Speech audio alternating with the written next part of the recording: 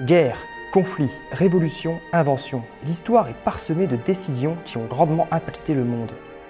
Si toutes semblent réfléchies, décidées, négociées, comment l'histoire, qui semblait parfois être dans une impasse telle, a pu soudainement se débloquer? Est-ce seulement dû aux décisions des hommes?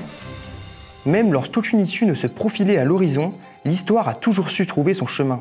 Comment cela est-il possible? N'existe-t-il pas quelqu'un ou quelque chose d'autre à l'origine de toutes les plus grandes résolutions de l'histoire?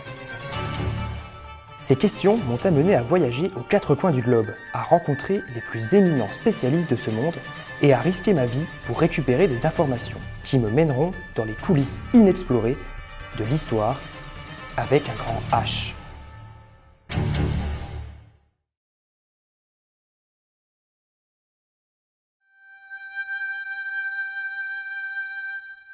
Mes enquêtes ne m'avaient jamais amené à m'intéresser à l'histoire. À la mort de mon grand-père, en parcourant l'appartement qu'il m'a légué, je suis tombé sur une photo avec en son dos un signe étrange. Je ne savais pas que mon grand-père s'intéressait à la politique. Au premier abord, l'image ne m'a pas surpris, mais en y regardant de plus près, je remarquai que Chirac ne faisait pas un geste anodin. On aurait dit qu'il jouait à ce jeu dont sont si friands les enfants. À côté de la photo, il y avait un article, écrit intégralement en chinois. Cela m'intriguait.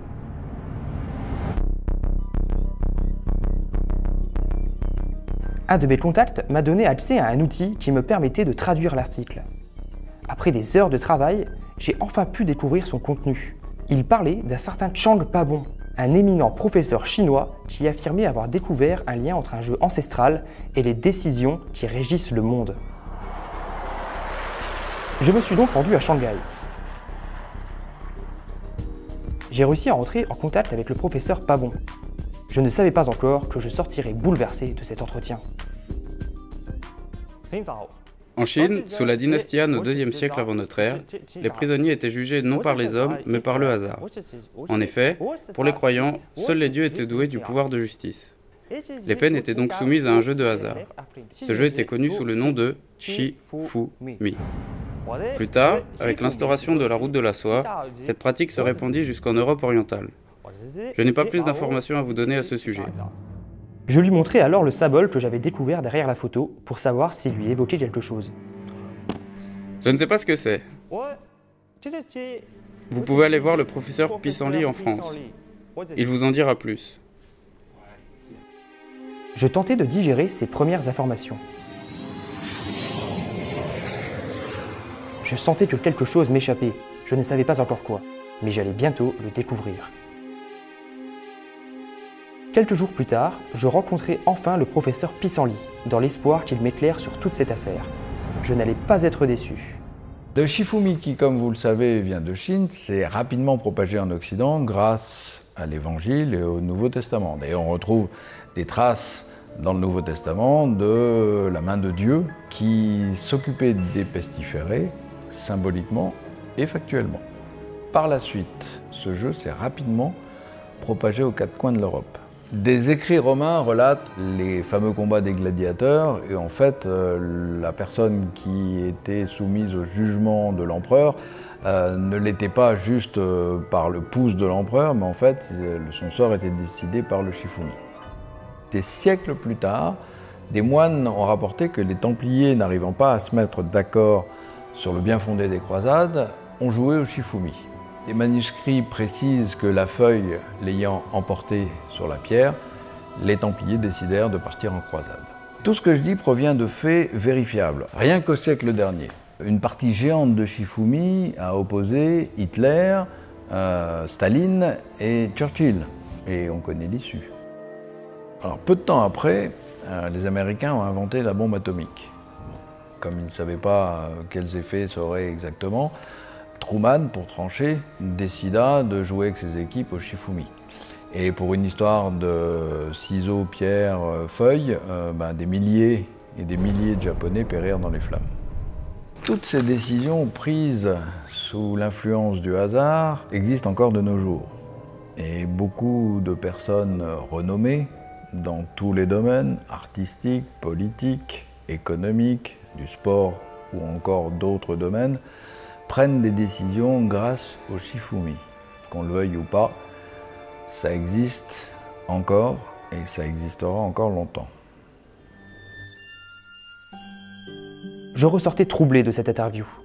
Une fois rentré chez moi, j'ai directement vérifié les informations du professeur Pissenlit, car honnêtement, je ne pensais pas que tout cela puisse être vrai. Et à ma grande surprise, tout concordait. J'étais troublé. Ainsi, face à une impasse, ce n'était pas l'intellect et la diplomatie humaine qui décidaient, mais bel et bien le hasard, au travers d'un jeu trivial.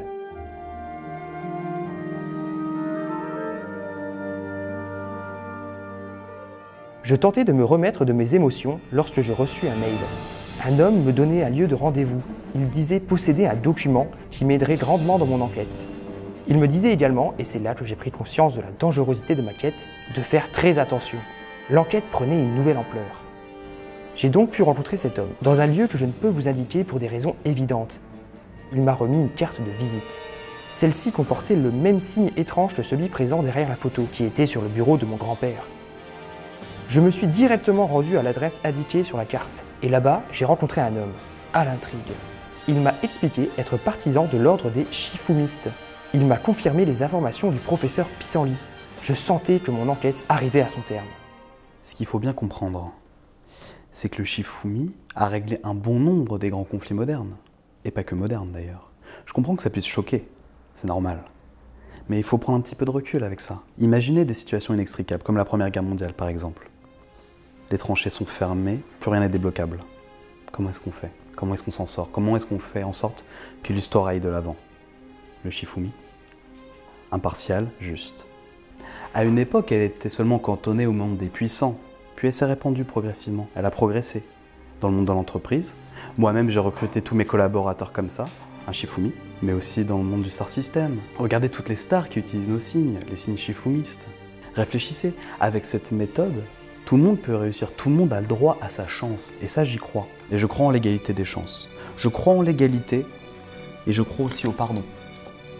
Je crois en la justice. Et vous?